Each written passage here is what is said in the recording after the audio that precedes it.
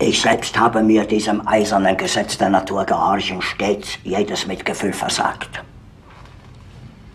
Ich habe die Widerstände im Innern wie die Gegenwehr der Fremdrassigen immer mit brutaler Härte eiskalt niedergeschlagen. Anders kann man das nicht machen. Die Affen zum Beispiel trampeln jeden Außenseiter als gemeinschaftsfremd tot. Und was für die Affen gilt, muss doch in erhöhtem Maße für den Menschen gelten.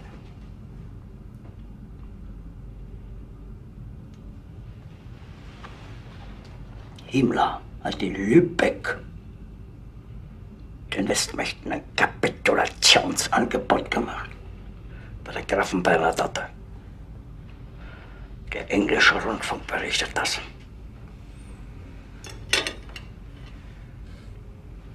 Himmler. Und ausgerechnet Himmler!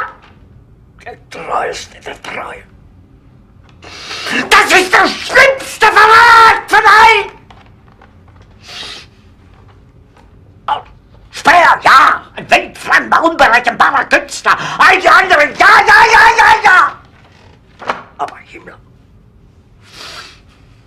Ja, ist das jetzt wahnsinnig geworden? Um sich zu autorisieren, behauptet er, ich wäre krank! Mein Führer, wir wissen nicht, wo er sich im Moment aufhält.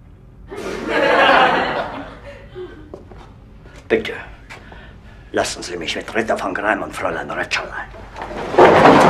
Und holen Sie mir Fegelein!